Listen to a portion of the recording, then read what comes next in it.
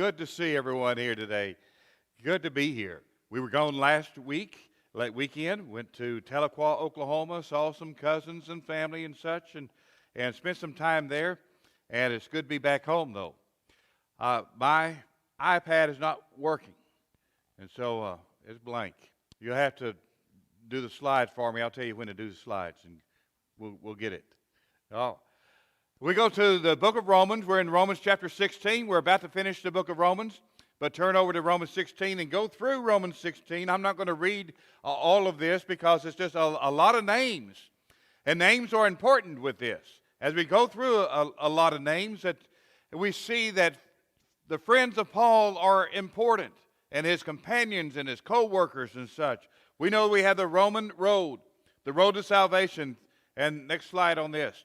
And these are 4 divisions in the book of Romans. And we know the 4 divisions, and we're in the will of God, and we're finishing the book of Romans, and he's kind of wrapping up, saying goodbye to these friends and encouraging them to keep on keeping on as we go through the book of Romans. I'll go with the next slide.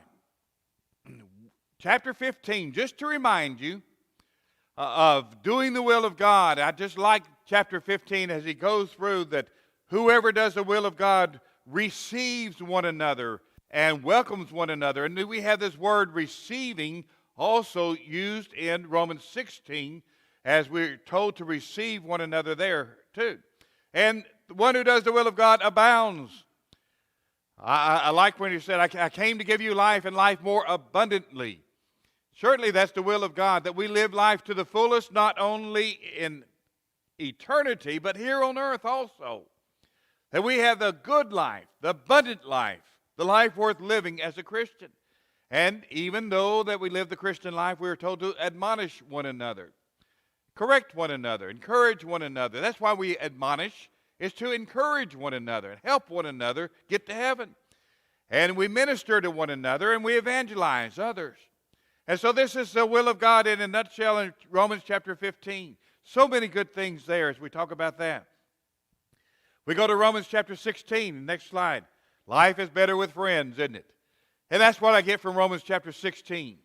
As he goes through, just read through Romans chapter 16 as we're talking about this. He just lists name after name after name, isn't it? And he's just saying, I can't leave out my friends. My friends have been so good to me. My friends have helped me in so many ways. I just want to make mention of I'm sure just some of the friends that we have here, the importance of friends. And so next slide, we talk about the importance of friends. I read this one survey is talking about the importance of friends and why we need friends. Less loneliness, social isolation. We don't like to be isolated from others, right?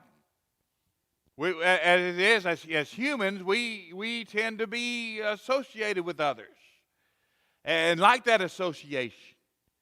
Some more than others, and we tend to go over here with these particular friends more than these, but we are social people. And God recognizes that we are social people and that we need one another with the church also. That we're not to be isolated as Christians. That when you become a Christian, you become part of the church here at Hampton, and we are family together. And that's a God-ordained institution, is the church. It's not man's idea to have church. Matthew chapter 16, Jesus said, I will build my church. It's his plan. Acts chapter 20, that he paid his blood to purchase the church. And so it's a God-ordained institution, and we're to be part of it, and they would not to be isolated as a Christian. We come together. We encourage one another, build each other up, reduce stress. Oh, isn't that important? To share our activities with friends and to share that burden. Bear ye one another's burdens and so fulfill the law of Christ, Galatians 6 would say. And so it is that we're not alone. We're not to bear these burdens alone. 1 Peter 5:7 says, casting all your cares upon him, for he careth for you. Emotional support. Isn't it wonderful that we can go to someone and have emotional support when you're happy and emotions when you're sad? That we are to, Romans chapter 12, weep with those who weep and rejoice with those who rejoice. And we can share these together. The importance of having friends, family, personal development. That's what admonishment comes along to help us, correct us, do the right things that we need to do. A good friend will help you along the way. A good friend is there for you whenever we need support and correction and help in developing in whatever it is. This is not a religious survey, but I'm taking this and applying it to the church. This is just in everyday life, the survey of why we need friends. But personal development, a sense of belonging, isn't that wonderful? Whenever Christians are described, they're always described as belonging with a group. I like the word family. We're children of God, Galatians chapter 3, verse 26 and 27. We're children of God by faith in Christ Jesus. Family is used so many times as a sense of belonging. But we're soldiers in the Lord's army, Galatians chapter 6, or Ephesians chapter 6, that we put on the whole armor of God, that we're soldiers fighting a battle, and soldiers don't fight alone. And we need one another as we face the battle. Anyway, a sense of belonging that we have with this. And then support through challenges. Oh, when you've got a good friend, a really good friend, you have that support and encouragement. And even with you, we need friends. See the importance of friends. Paul saw the importance of friends in Romans chapter 16. And he makes mention of these friends. I know he had more friends than this, but at least through these. And so, number one, we see that with the next slide. We see the importance of friends. Number one, they're named.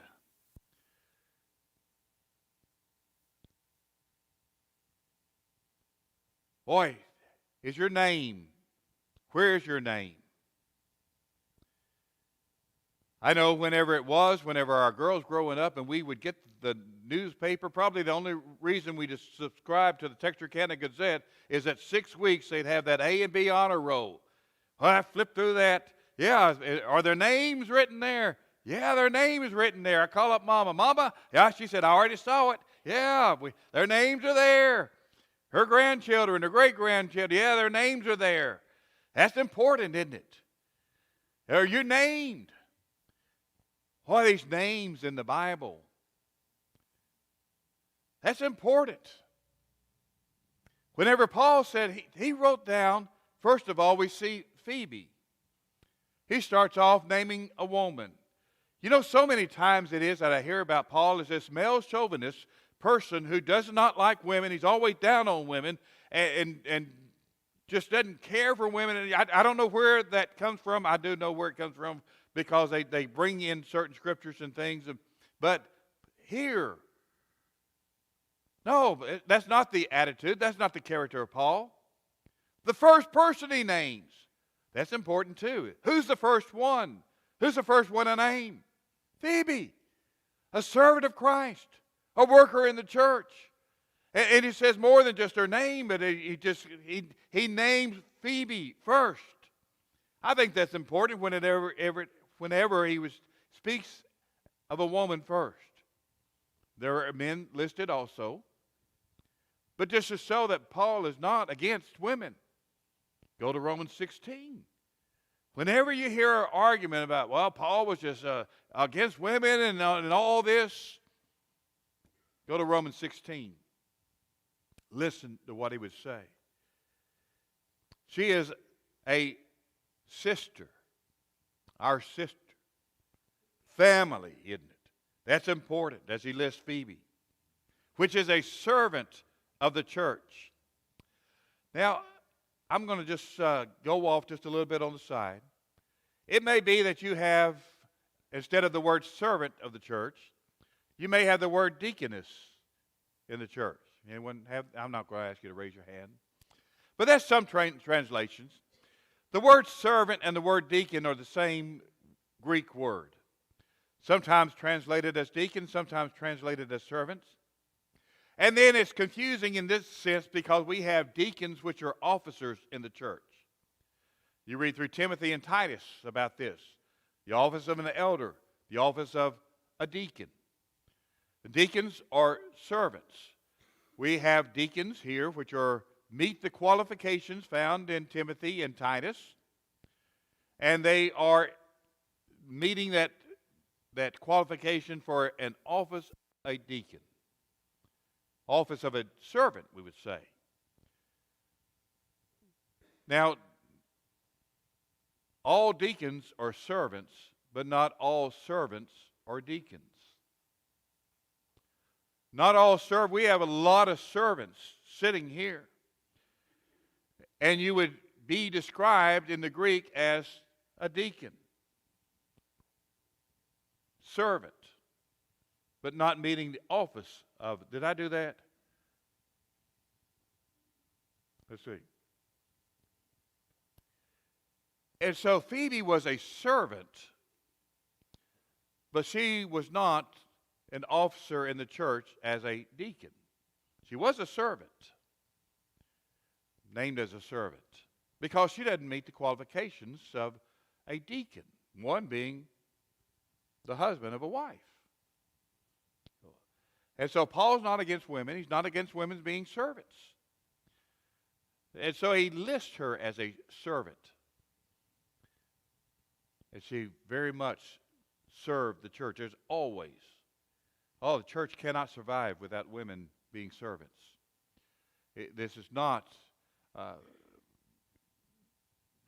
just pro-men against women with the churches. Paul is not pro-men against women with servanthood. He lists Phoebe, a woman, sister, servant in the church.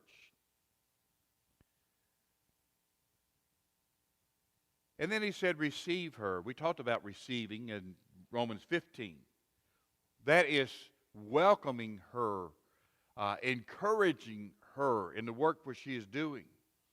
And so you receive her in the Lord, as becometh the saints, because she assisted others. He's saying you assist her because she has assisted others. I just wanted to make mention there of Phoebe, one that he spends time with, and one that I spend a little time with. They are named. Phoebe is named. Next we have Priscilla and Aquila being named. I want to spend a little bit of time on this one too. I'm not going to spend time naming all, but Priscilla and Aquila, my helpers in Christ Jesus. You know, Priscilla and Aquila are mentioned 6 times in the Bible. Every time it's mentioned, they're mentioned as a couple. And so the first one that he lists is a woman. The next friends that he has, he listed as a couple, Priscilla and Aquila. Priscilla is the woman's name, and Aquila is the man's name. 6 times they are mentioned. 4 times that they are mentioned, Priscilla is mentioned first. Priscilla and Aquila. The first time they're mentioned, and whenever Paul was on his missionary journey, he's in Corinth, and Priscilla and Aquila are in Corinth also. That they had lived in Rome. They were driven out of Rome because of persecution, and they went to Corinth. And there Paul, in his missionary journey, Paul goes to the synagogues whenever that's his custom. He go to the synagogues. He present his case for Christ in the synagogues. In the synagogues, that you would separate, the men would sit on one side and the women on another side. Even if you were married, the women sat on this side and the men sat on this side. And you would separate according to gender. And also, you would separate according to occupation. That all the goldsmiths, they would all sit together who were there, and all the tent makers. Paul was a tent maker. He would sit there by occupation. All the shepherds would sit here over there by the window, maybe outside the window, a little bit out there. They'd all sit together anyway. But you would sit according to occupation. That's not just the rule, but that's just the way it is. We're social people. We hang around people that we know something about and work with and such. And so Paul, being a tent maker, sits there. I'm sure Aquila comes up. Hey, I'm Aquila. Well, I'm Paul. Meets him. And they form a relationship there. So much so that he mentions in Romans chapter 16, Rome, they are back in Rome now. They had left Rome because of persecution. They had been in Corinth, and now they're back in Rome. And Paul mentions them, Priscilla and Aquila. Sometimes it's Aquila and Priscilla. Order of names. The first illustration I thought of order of names, one time it was that we had Case and Carson. And I say Case and Carson because Case is our oldest grandson, and then Carson's the second. I always say Case and Carson.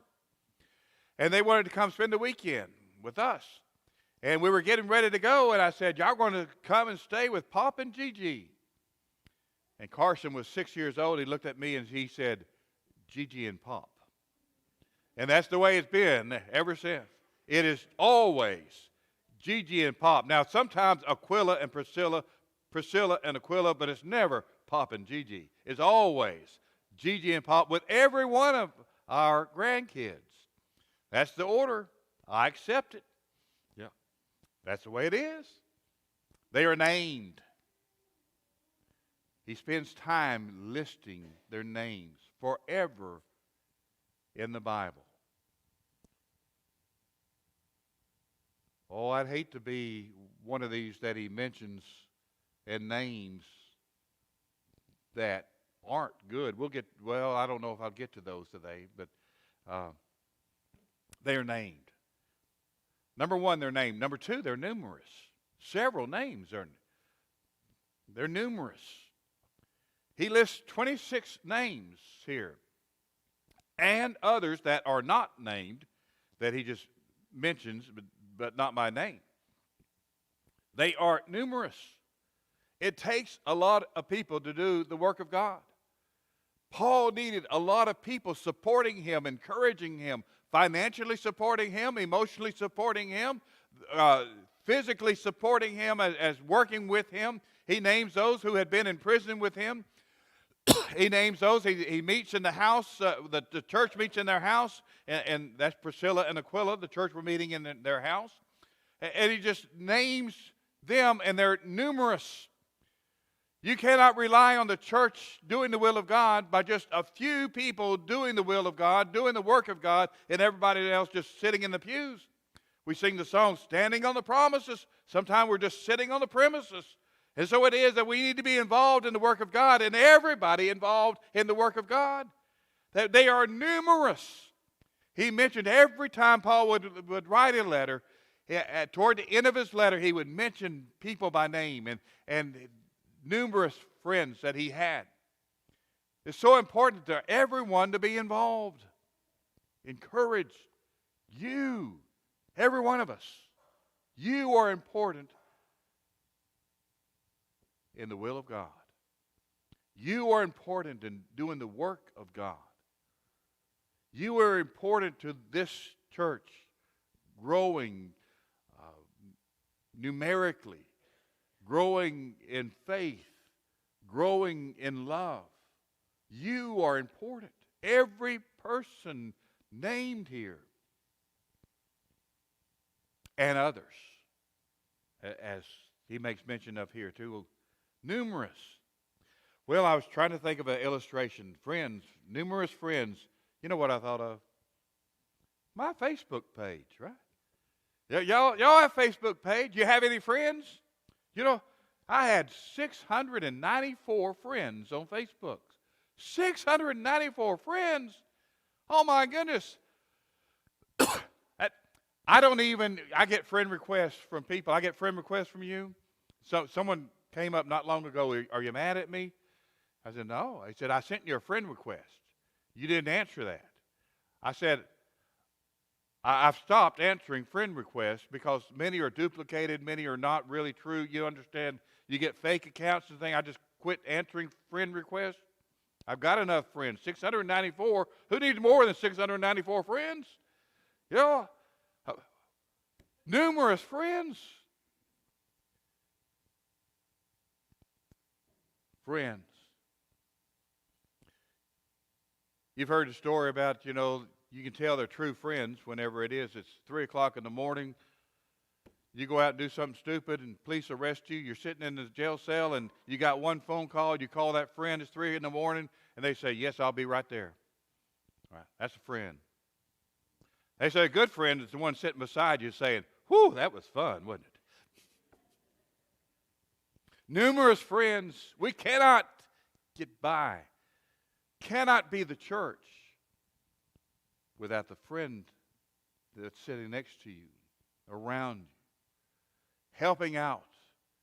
Friends. They are named. They are numerous. They are male and female that he mentioned.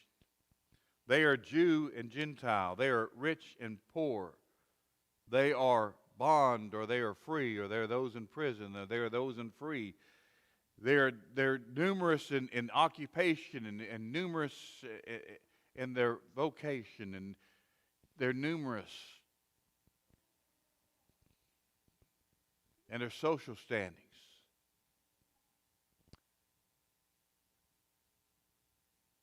Someone once said, the ground is always level at the foot of the cross. We're all one at the foot of the cross. No matter what it is, with the male or female or bond or free or rich or poor or whatever it is, the ground is always level at the foot of the cross. We're all one family at the foot of the cross. The friends are named and the friends are numerous. And number 3, it is that friends are needed, isn't it? We need each other. Next slide. Friends are needed. When he met Priscilla and Aquila in Corinth and began this relationship, and I'll just go with them in particular, that you go to a synagogue. The synagogue would be the same as a church meeting here. That's a Jewish meeting, a religious meeting, and so it would be that you go there and you meet someone.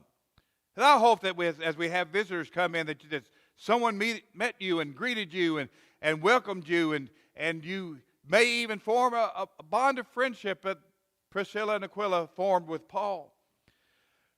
Same by trade. That Paul was a tent maker as he helped and supported himself as other churches supported him too. But he's there with Priscilla and Aquila and went around with them and as their tent maker. They were from Rome. They were in Corinth at the particular time that Paul met them in the book of Acts. They go on to with Paul when he leaves Corinth, and they go to Ephesus with him. And Paul stays 1.5 years in Ephesus. Priscilla and Aquila go there and spend 1.5 years with Paul, even longer, in Ephesus. They were willing to leave Rome. They went to Corinth. They go from Corinth to Ephesus. In Ephesus, the church meets in their house. And they have this place where the church can gather together. That's needed. You need friends who will stay with you. When Paul leaves Ephesus, Priscilla and Aquila stay there at Ephesus and encourage the church there to grow. They're needed. We need these relationships. We need all these intertwining of what one can do, and where one leaves off, another continues. They're back in Rome now. If you read Romans chapter 16, verse 5, likewise greet the church that is in their house. Aquila and Priscilla's house. The church met in their house in Ephesus. Now the church is meeting in their house in Rome also. The importance of friends that were needed. I see one thing with Paul,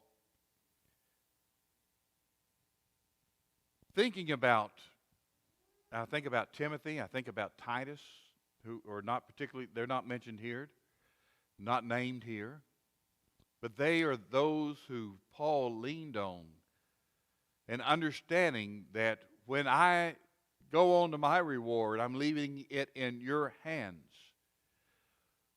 Friends are needed because they need to carry on the work when we can't carry it on anymore.